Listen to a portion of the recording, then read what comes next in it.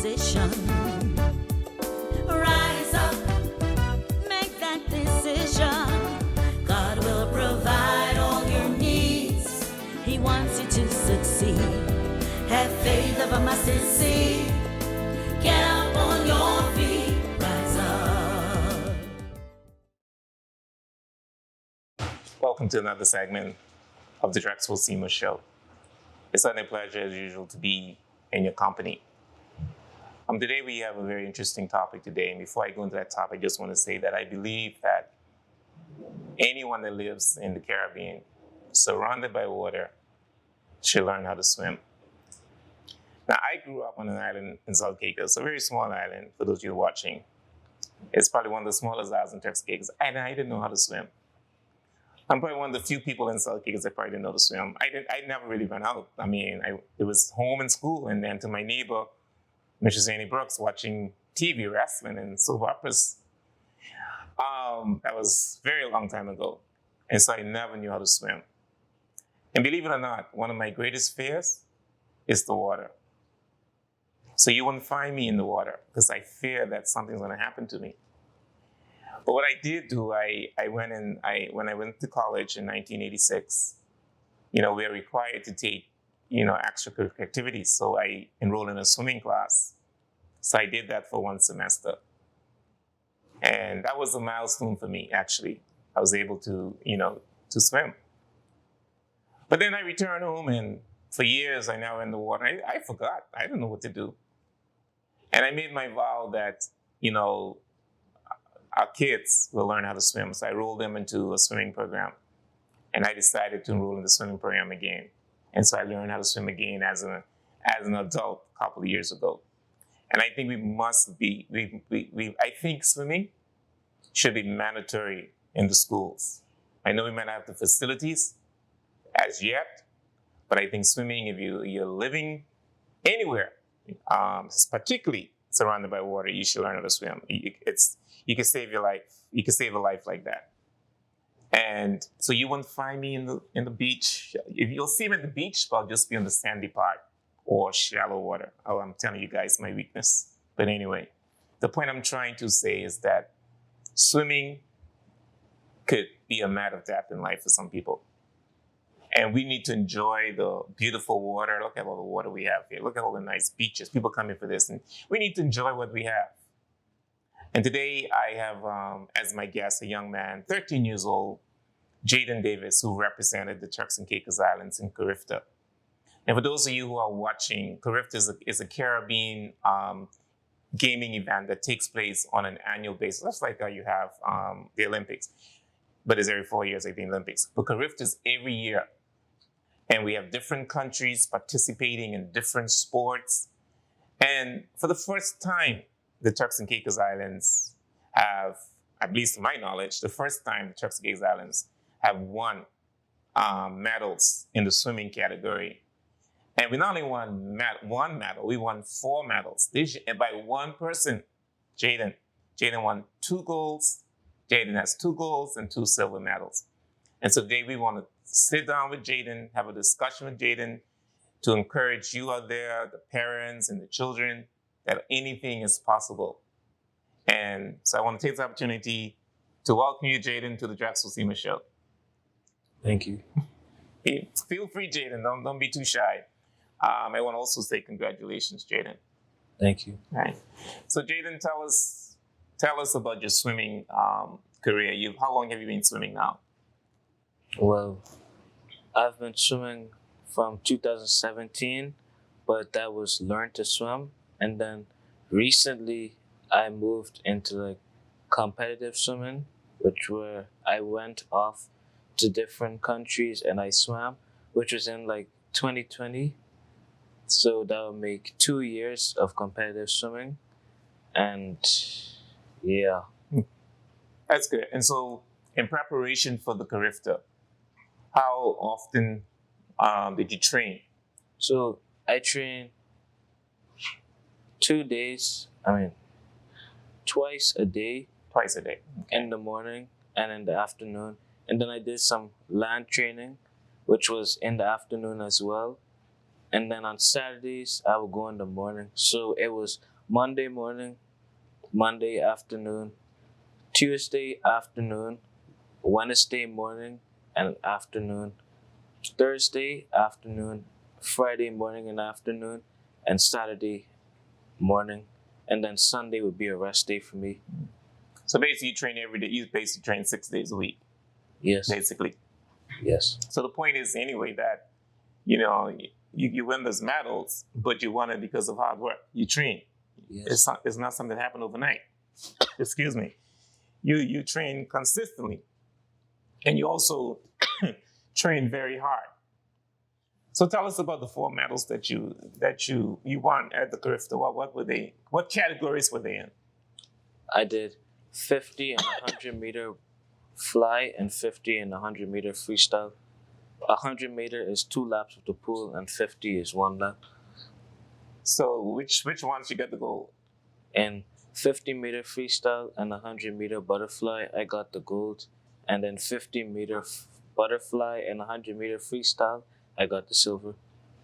So when you went into those events and you realized you got medals, how did you feel? Well, I didn't feel too good about the silver, Oh, but with the gold, I knew I made my coach and the country and everyone who was watching proud. oh, you definitely made us proud. No doubt, Jayden. You made us more than proud, actually. You made us proud. And so why didn't you feel about the silver? Did you want the gold? Yes. Oh, okay, I And it's understand. just getting out touched by those few milliseconds that does not make you feel good. Oh, so it was just milliseconds. Yeah. Oh, that well, Jayden, the next year's always here, and I'm quite sure that there'll be other events coming up that you participate, because you now have set a record, and we want you to maintain that, and so I know you will. Now, what advice would you give to other people, especially other swimmers? What advice would you give them or say to them? To use what you have, because as I said, when you have a pool that is not as big as others, say for example, we have a pool that is 18 meters, I think, and people out there that are from other countries have a 50-meter pool.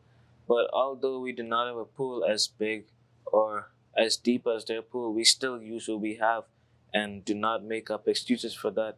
So the fact that I was able to go out there and win, even though I did not have the facilities, it means a lot. Oh, that's incredible, Jayden, and that's a very valid point you made, because a lot of us sometimes we limit ourselves by what we have, and here you're saying that we don't have these Olympic-sized pools. You train in what you have, and you're still able to be successful in the games. I think that's a very, very good point. Excellent point. So, what do you see yourself doing in the future? I know you're in your 2nd year in high school. Yes. What do you plan? What do you want to do when you finish high school? I think I want to try and get a scholarship to go off to school, and then hopefully in 2 years from now, I get to qualify for the Olympics. That's it. So you're looking at being a professional swimmer then? Yes. Wow, that's incredible. That's incredible. You are on the right path. You're on the right path. Well, what made you get into swimming? Is it something that you want to do, or your parents? What made you get into swimming anyway? Well,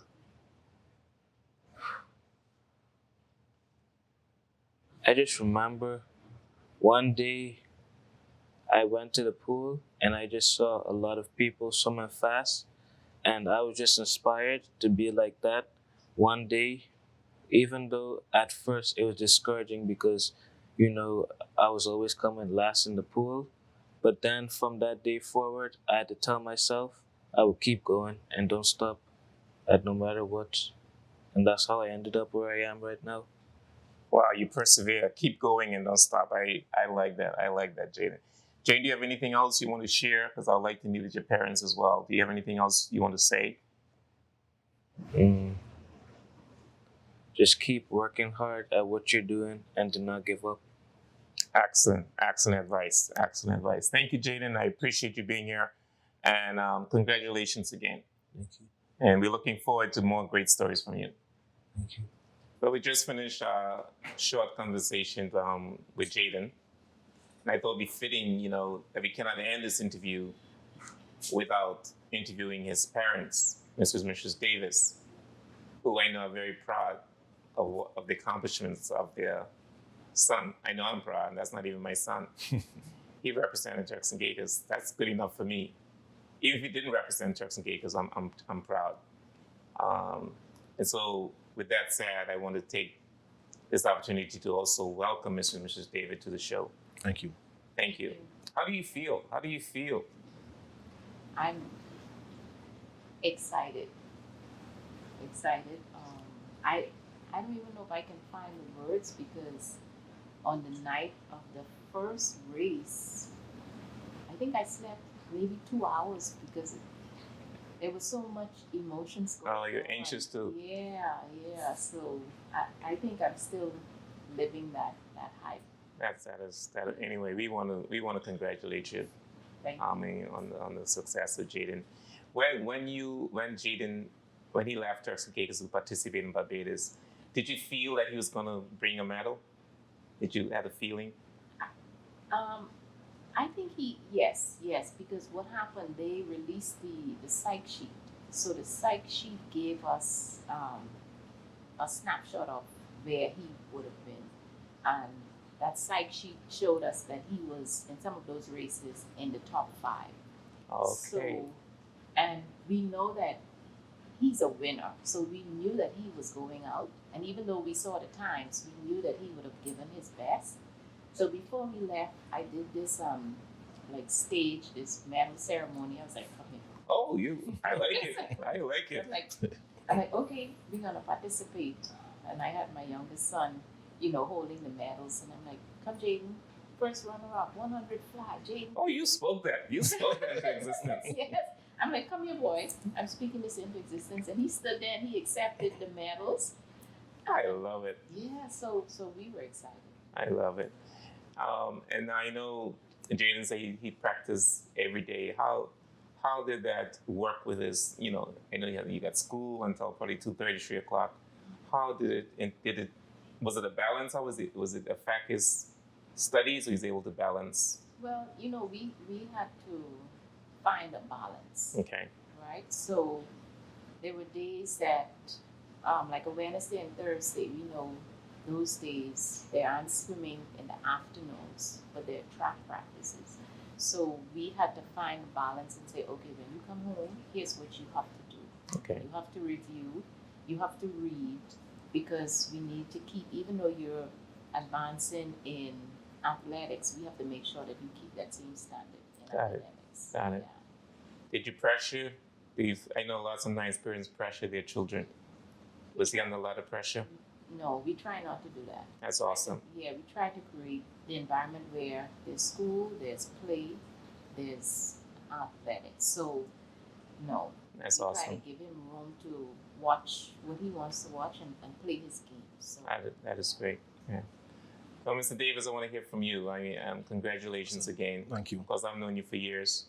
I think we ran into each other several times during swimming because my kids were going to the same swimming that, your son was going to. I never imagined he would be representing CARIFTA and winning these medals. How do you feel? I knew, because actually when we left, I met the Honorable Taylor. She was on the same plane that we left here to go to Miami because they went to Jamaica, but we went to Barbados. And anytime I see her, I always thought about we need a pool. So when we came off the plane and she was with her diplomatic service, I said, I promise you this, I will bring you your goals if you give me a pool. She said, no problem. She said, bring me the goals and I'll give you a pool. I said, no problem. I promise you I'll bring you the goals. And the reason why I said is this, Jayden is a very, very hard worker, right? He gave you a part of what he does, but 4 days of the week he does track and field also. Oh. Okay? So he's very modest in what he does, but Jayden works on Monday, Tuesday, Wednesday, and Thursday. He does track and field also, and he does the gym work. And when I look at that sheet, well, first of all, there's no one in the Bahamas. The Bahamas is they went 5 of the last 7, I think. Yeah. Every year, exactly. And there's no one in the Bahamas who would have beat Jayden. Okay? And the Bahamas set their qualifying times based on making the finals. And so since there was no one in the Bahamas who was close to him, I knew that if he swam against anyone in the region, I knew he could have beat them. I had no doubt that he could have done it. So how does that set sheet work? So what the psych sheet is, the psych sheet. the psych sheet, right. What happens is that before any major meet, you have to go to a qualifying pool to get your times. We don't have one here. So we normally travel to the Bahamas. And so those meets are FINA regulated. And so once you swim a time, it's accepted. So all countries, what they do is that their athletes, whatever their fastest time was during that year, they will submit it to CARIFTA. So when they send a sheet in, they'll say Jayden Davis swam this time, Got it. and so forth like that. Got it. And then they place them in the events. Got it.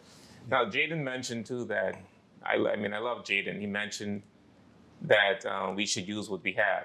And basically he's saying that even though we didn't have any Olympic-sized pool, he used what he had. Yes. And I think that's some great. I think that's very, very incredible and amazing that he was not trained in Olympic-sized pool, but he went to this international event and was able to get 4 medals, 2 golds and 2 silvers. Yeah, yes, it is. And I tell you, there were times when we were training that I had my doubts about being able to pull certain things off because, like I was drawing an illustration earlier, for someone who trains in a 50-meter pool or even a 25-meter pool, you're able to kind of manage your breaths, and it's very important. Breathing during swimming is very important. So if you are able to swim in a 50-meter pool, you can time how many times you need to hold your breath and so forth as you're going along the length of the pool. And the coach says, okay, I need you to pick it up and so forth.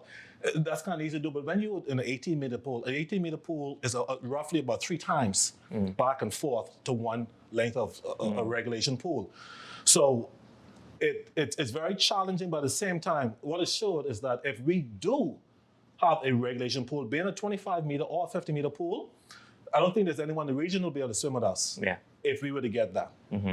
That's a good point. So hopefully, now that Jayden has brought the medals to Turks and Caicos, hopefully we will, see work progress on the establishment of a pool. In fact, I think I did see something in the media where the minister said that they will be working on this swimming pool. Yeah, she actually mentioned when they had the celebration, when the team returned from Barbados, she said that they actually purchased the land already to accommodate the quality right. So that was very encouraging. And the whole thing they did when they did the parade for the swimmers, it showed I think an appreciation for what the athletes, because these athletes work hard. I mean, waking up to go to swim at 5:30 in the morning, 3 times a week. You're talking about a kid, right? Yeah, that's quite a commitment. So we really appreciate what the minister has done. She made that promise when she was in North Caicos during the track and field high school. She said that, and she repeated it again. Yeah. And so we feel very good with that. Yeah.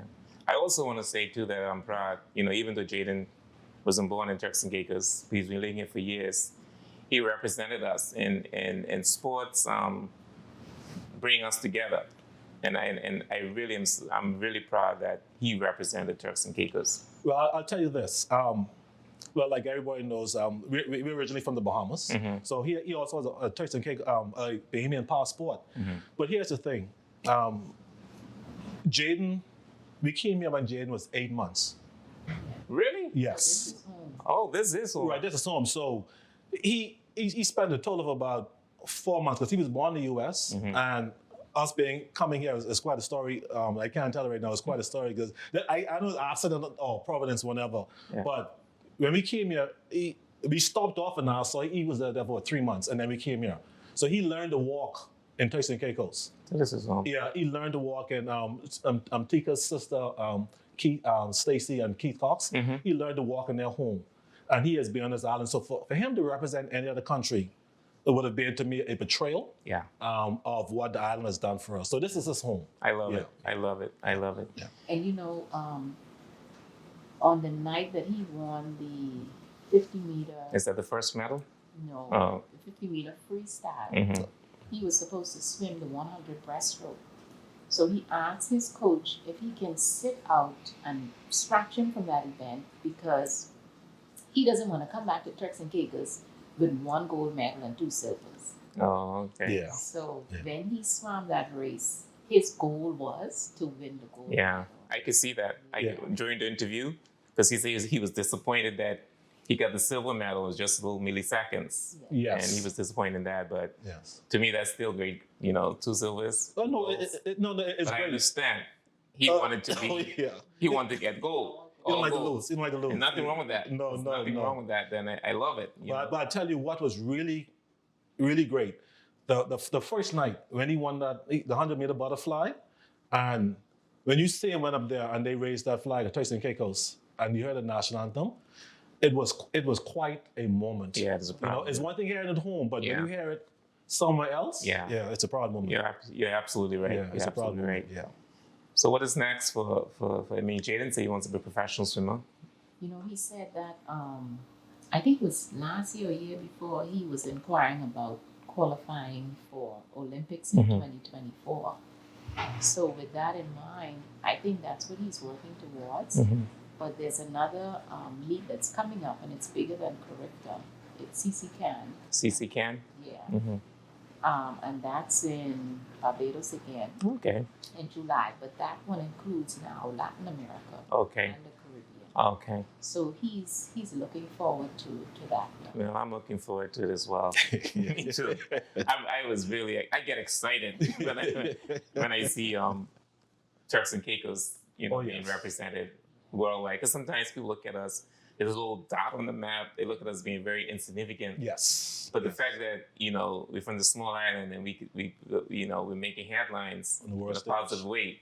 Listen here, I think that's incredible. No, it is. I'm telling you, to see a flag being raised among countries, so that like we were talking about earlier, like say Jamaica, that's an athlete factory, Yeah. right? They spill out athletes like that, Mhm. and to be able to go down there and sit on the side and come on top of those type of countries. I mean, you remember Suriname? Suriname had an Olympic. Anthony Nesty, he won the 50-meter butterfly back in the days when America was the Americans' powerhouse, right? And that was their only goal. But they put him on the planes. They made a statue of him, and everything was a big deal. That's what we should do. Yeah, and This is a big deal. It is a big deal, right? I'm telling you, they should do something to encourage the younger kids. Yeah. To guess what? I want to reach higher. I think so Yeah, too. yeah. Do you have any closing remarks you want to share with our viewers before we end our show? I would like to say to parents as a form of encouragement to get your kids involved in athletics because it's a discipline Yes. and it adds other values to those kids. Yes. And also, don't give up on your kids. If your kids are, whatever sports they're involved in, show up. Mhm. Let them see that you are a part of what they're doing. Love it. And it's an encouragement for them to do Yes. their best. Yes. Yeah, and for me, I want to say, Drex, that I remember when I was in Barbados and you texted me, and you said congratulations. When you're away from home Mhm. and your people reaching out to you, Yeah. I tell you, it means a lot. Yeah. And that moment really really encouraged me. And I just want to say this similar to what she said. I've seen so much lost talent on this island. I used to referee at basketball, and I saw a kid. If he was in the Bahamas, I can guarantee you he would have been on a scholarship, and they would have developed this guy into something, helped him with his education, and he would have been off to school. Yeah. 2 years ago, when I saw him, he was a security guard at the Revenue Service. Mm. Guys who I saw have talent, handle towels on the beach to guests and everything. I'm not saying anything's wrong with that, but a young kid, that's not. To me, Yeah. a 19-year-old should not be, 17, 19-year-old should not be handing no towels. So we need to find a way to get these guys Yeah. to take their talents, because not everyone is going to be a banker or Absolutely. a doctor or whatever. And we just need to find a way to get them to their full potential. Yeah. And we're committed to working with the youth and doing what we can. Yeah, absolutely. Well, thank you very much for being on the show. And those who are watching, thank you for watching. Remember to subscribe to my YouTube channel. I just want to, Mr. Mitchell said, I want to encourage you parents to support and participate in your children's athletic abilities. I know sometimes, we live in a society where we compare ourselves with so many other people, where we want our kids to, be in these lawyers, doctors, whatever.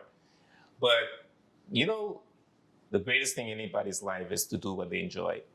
And if we can encourage our kids to pursue that.